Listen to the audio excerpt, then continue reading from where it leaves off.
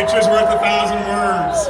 You know, there's nothing like being in a world where you are in the world of mythology and fantasy, and a world that's much bigger than you are, that teaches you life lessons through great stories. And so my career's changed quite a bit when I didn't think it could change anymore. I've been on an even kind of keel for a long time.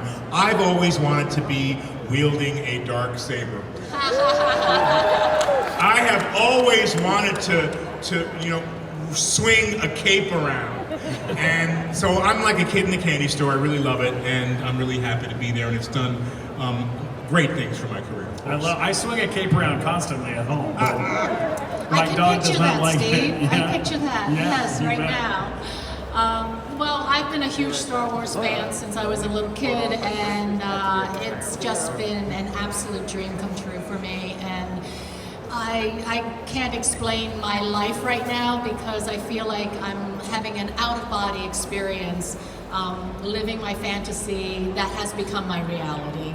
And you guys are absolutely the most amazing fans, and I'm so happy you love Fennec Shand because I love her too. We love you! And we're getting more Fennec Shand very soon in Boba Fett. As that, I mean, come on.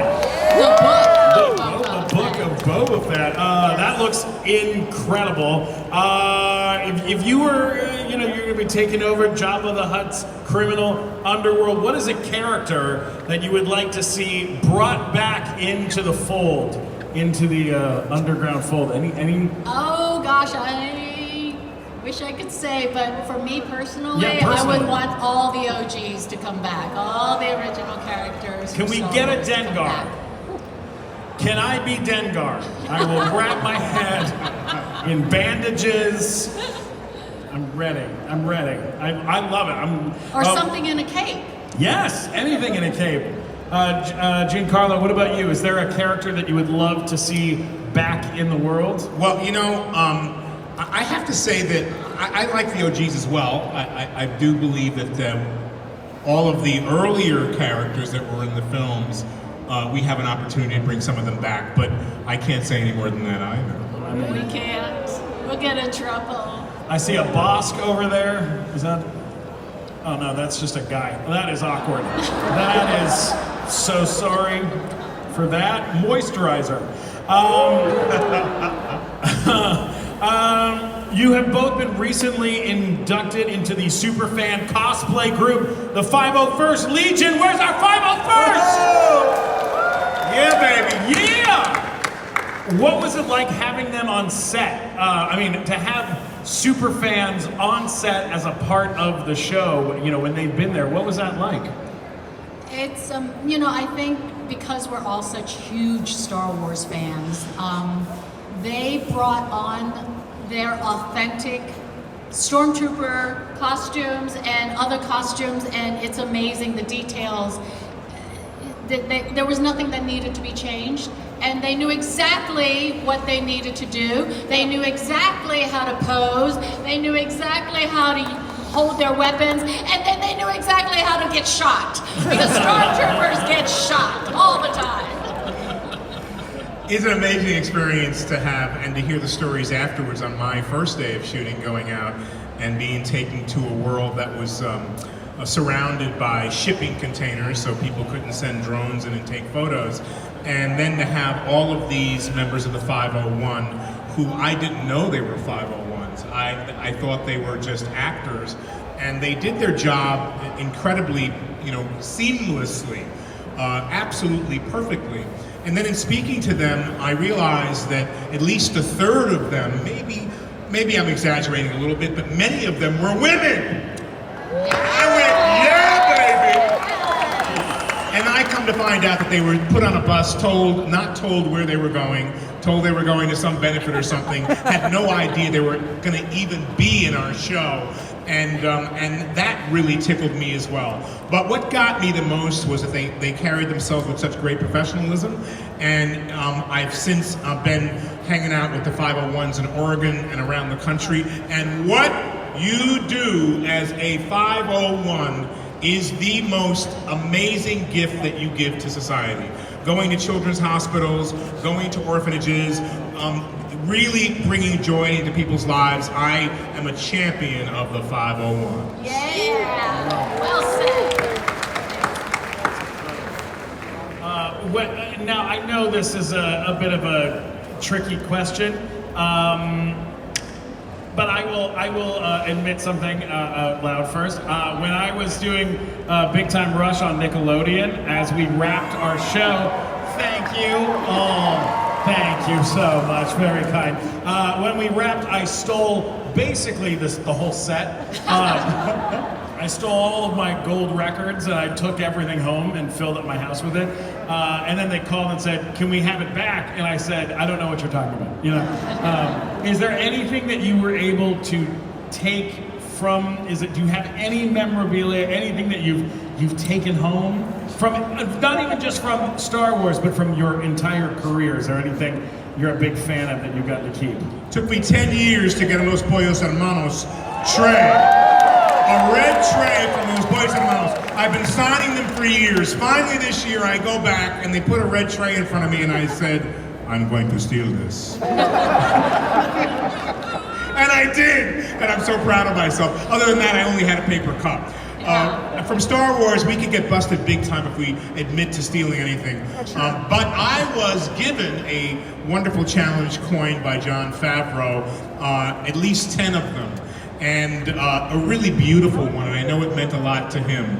And so I have since given each one of them away. And I got to the last one, and it was for a young boy. He was 8 years old, and I thought of this boy in my mind after I had my morning meditation, and I thought, this is your last one. And I thought, give it away. Give it away, because it's a big circle. When you give things away and you are in service, they'll come back to you tenfold. Don't you just love this guy? He's just amazing. I'm more selfish. I love you. I am such a hoarder. But I will learn from you to be more giving. I give in other ways. But you know, with Agents of S.H.I.E.L.D., I did get. I got to keep all of her many different outfits. At the very end, you know, make friends with your costumer, and so I have a few of those things. I love the clothes, because for me the clothes really creates the character and helps me to become that character. As far as my Fennec outfit, boy, that's going to take some doing. So we'll see. We'll see if I can get it. Yeah, with clothes, you put a lot of energy into those clothes, and you want to be able to hold on to a couple of pieces and stuff like that. Oh, I get it. I totally get that. Now, okay, the end of this past season of The Mandalorian brought the return of Luke Skywalker. It was an emotional moment for fans and for you know, and for, I'm sure, for the cast. What was that like? Can you talk about it at all? I mean, now it's kind of out in the open. People know about what it was like, but can you tell us a little bit what that felt like? I mean, we all have very different stories about it, but ultimately it was truly one of those surreal moments where he, you know, is there and he is not at the same time. But for me, the most essential moment was seeing videos of the fans crying, gasping, jaw-dropping. You know, it just brought back so many memories for me when I used to go to the theater and watch Star Wars and have those moments, and to have been a part of that is truly the most incredible gift in my life and in my career. So we're bonded. We're all bonded from that one very spectacular moment. Yeah, it's amazing to be a part of such a huge franchise that enhances your imagination, that brings about and throws back to when you grew up. You know, we, as many of you and some of your children are rediscovering what Star Wars really is and why does this show really work and have such a deep impact on us. Because our show, Mandalorian, has returned to the mythological elements that teach you about morality, that teach you about right and wrong, that give you a choice and show you what the right thing to do is. So part of me is a fan, because in my youth, and I saw those early movies, they really were literally, and pardon the pun, out of this world. And they were a great gift to me. In a galaxy far, far away. In a galaxy far, far away. And so they give us the opportunity to be fans too. So that moment is overwhelming when you're able to be there and be working with someone that you, and a story that galvanized you when you were young. To be in that mix is like a dream come true. Absolutely. I mean, when I saw that moment in the show, I was feeling good. I was like, God, this is such an amazing ending. What an amazing moment. And then when the reveal happened, and I think we all kind of were hoping that it would happen, and then when the reveal happened, tears shot out of my eyes like an anime character. I am a 42-year-old grown man, and I was just like, bing, bing, bing, bing. I just could not handle it. It was really big, and it was amazing that they were able to like heal so much stuff and put so much together for something that we love so much. You know, it's amazing. You know, like Jon Favreau, Dave Filoni, Peyton, who directed that episode. It's really an incredible collaboration, but they're the nerds themselves that, you know, grew up with Star Wars, and their respect and understanding of it really propelled that moment, I think. Absolutely. So now you have both had posters, t-shirts, action figures. What is your favorite bit of merch that has come out that you just that you had to get? all of it. Again, I'm the hoarder. What about from other things aside from Star Wars? Any other merch or pieces that have popped out that you're like, I had to get this? Oh gosh. Well, for me, it took me a month and a half, 2 months, maybe even longer than that, to get the package Moff Gideon T-shirt and pop doll in my size. Everybody in the world. It took me about 3 or 4 months to find that, and I love that. And then, I'm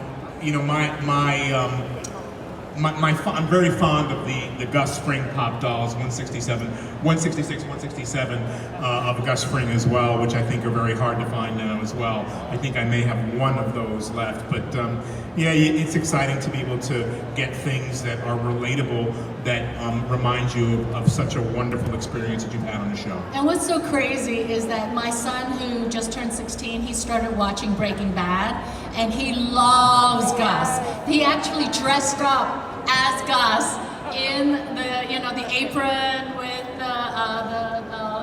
Hermanos. Pollos Hermanos, the clip-on tie, and you got to tell him for me he looked great. He did. He was so into it. It's just so awesome. Yeah, full circle. A big question that came from some super fans out there was Grogu.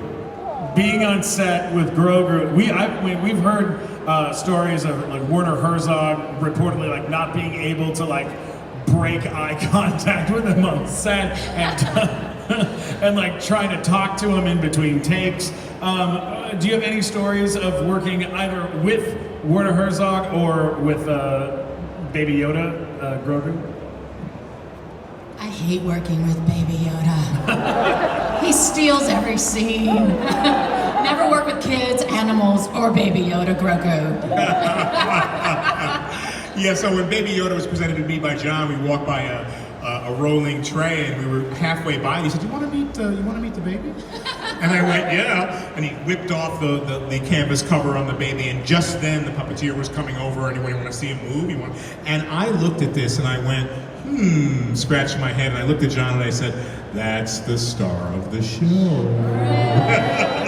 And he has such an entourage. He is such a diva. Totally. Right? Like he's got like 6 people with him all the time. I love that so so much. That's amazing. Anything about Favreau that you can tell us about working with Mr. Jon Favreau? I think John's a genius. I really Genius. do. He's really big hand for Favreau, for Dave Filoni. John, is someone who has thought it all out, written it all, producing it, directing, guiding the directors. But then, in my scenes with Baby Yoda, I realized that, there was room. And he allowed me to realize there was room to play. And so I never change any of the words or try to improvise at all. But with that baby, I felt compelled to. And I really, and that's how, you ever seen one of these? You're liable to lose an eye. That's how all that came up. I was messing around. I was joking and having fun. Because I realized, I'm a little tight here because, like you, I was nervous the baby's going to steal the whole scene. So I thought, have fun with this baby. And that would be a misdirect as to whether or not whether Moff Gideon has nefarious ideas for this child, or is it possible that he would want to extract something from this child that he could use that be for the betterment of all of humanity? And then I started to really be free and think, don't think in one linear way, think in a way that's circular, that could be inclusive of all of our Star Wars world. And John, he's such a great storyteller. Like, you could spend hours just listening to him as he's explaining the scene, explaining the moment, and what happened before, what's going to happen next. And as an actor, it really fills a lot of the blanks, but he does allow you to play. Like, I remember that now this iconic moment with Boba Fett, on the throne of the previous dude that no longer exists, Right. Jabba. I was standing very, very military stiff and next to Boba when we were doing the montage, and he just came over and he's like, these guys are bounty hunters. Let's see what we can. I just feel like he has such a wonderful instinctual feel for everything, and he's just like, what if we make it a little more relaxed? What if we, and that's when that whole tableau became what it is now, where I'm sitting, where I'm drinking, and it kind of tells the story without needing words. It's an image, and he understands that so well, it's remarkable. That's absolutely incredible. Before we wrap up, one last question. Is there one hint of absolutely anything that you can say about the future of your characters or of the show? Anything at all. We'll take anything. Right? Yeah. Let's see. But the Book of Boba Fett comes out December 29th. Happy New Year, Merry Christmas. On Disney Plus. Will Rancor wear a Santa cap? Lawsuit. Look forward to the season 3 of Mandalorian coming soon. Social medias. Do you guys have social medias? Will you let people know where they can find you on the internet? I'm at Ming-Na on Twitter and at Ming-Na _Wen on Instagram, I believe. God, you're doing better than I am. Yeah. Yeah, just look for Giancarlo Esposito 1, Instagram, Twitter, and Facebook. Check it out, baby. Speaking of which, wait, hold on. You can always get me at Stephen Glickman on Twitter, Instagram, YouTube, and TikTok. And then our podcast, The Nighttime Show. It's a very colorful booth. It's right over there. Big shout out to Regina Carvinelli for hooking this up. Anovos for the helmet. Guys, thank you all so much. We love you.